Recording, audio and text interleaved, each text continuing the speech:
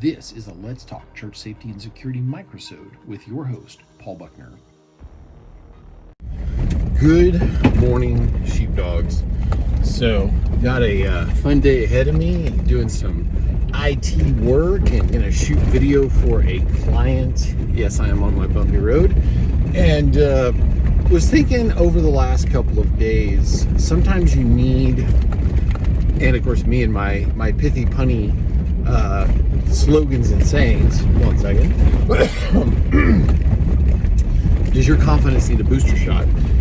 That is, and I'm a very confident person by nature.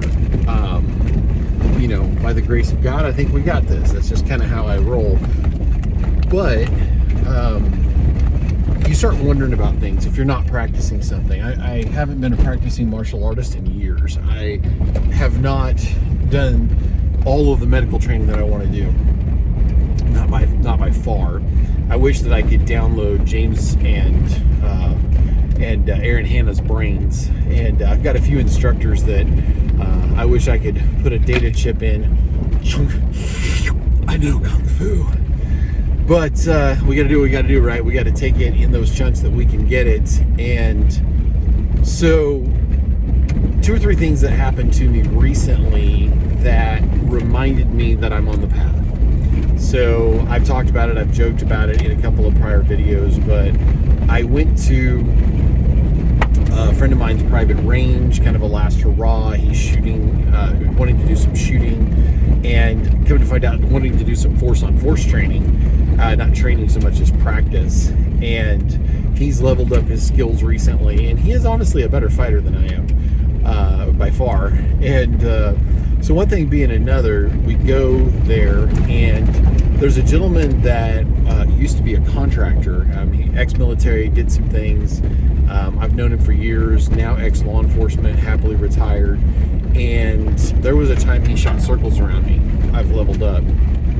I think he's just a tad out of practice now. But we were at least on a par with each other. And I don't usually set other people as like, okay, this is my test for my success, is I'm better than that person. It's not how I roll.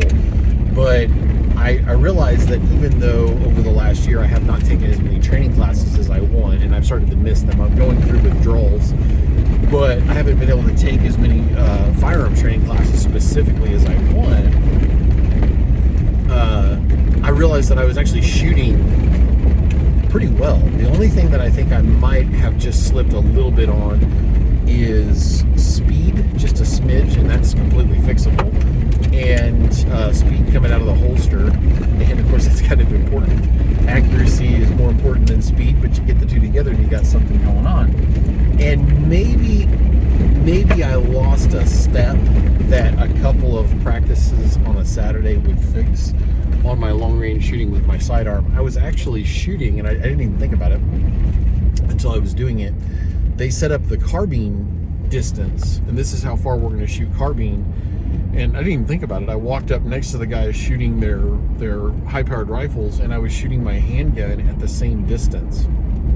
And so what ended up happening was a bunch of the guys never went closer to the target with their handguns because they wanted to try from that distance. And I've had people do that for me, by the way, inspire that in me. When I shot next to a guy who had been with Blackwater, and they used to dump thousands of rounds a week just practicing malfunction drills. The whole thing was to be the best that they could possibly be.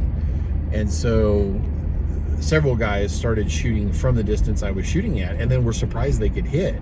And but that was a good reminder. I'm like, okay, I'm on the path. I've strayed a little in a couple places. I need some things to do. Those 2% shifts, I need to correct my course up 2 over 1, send it.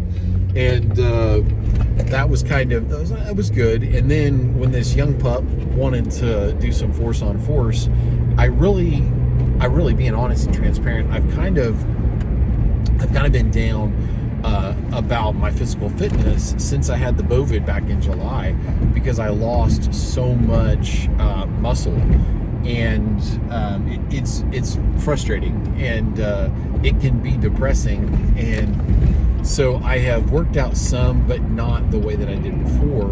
And realizing that I'm getting my strength back, and realizing that some of the skills that I have are still buried in there, and realizing that I was able to compete with this kid. And I warned him before we started. I'm like, I will cheap shot you.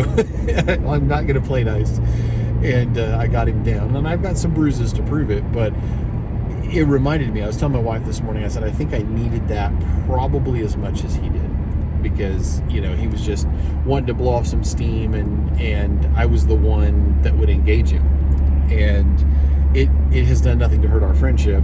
He loves the fact that his chaplain will roll, but it blessed me probably more than I realized at the time, to be like, okay, so all right, those skills are there, that skill is solidifying, these skills are budding and developing, and to realize that, okay, I've strayed a little bit here, I'm a little off course there, but that's a couple of Saturdays of practice, and I'm back where I need to be.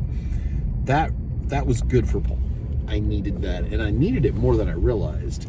And I will tell you, it telegraphs in our life that booster shot for our confidence, because when somebody says or does something stupid, and you know, like, they're, how do I say this? It didn't come out right.